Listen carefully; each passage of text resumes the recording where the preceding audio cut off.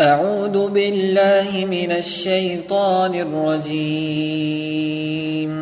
وإذ قال إبراهيم رب اجعل هذا البلد آمنا واجنبني وبني أن نعبد الأصنام رب إنهن أضللن كثيرا من الناس فمن تبعني فإنه مني ومن عصاني فإنك غفور رحيم.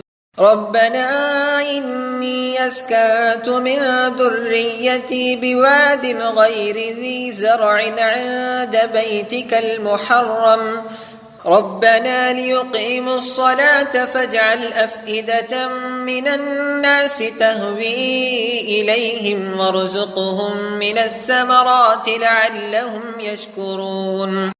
ربنا إنك تعلم ما نخفي وما نعلن وما يخفى على الله من شيء في الأرض ولا في السماء.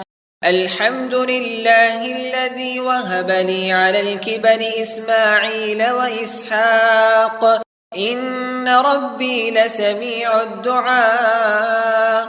رب اجعلني مقيم الصلاة ومن ذريتي ربنا وتقبل دعاء. ربنا اغفر لي ولوالدي وللمؤمنين يوم يقوم الحساب.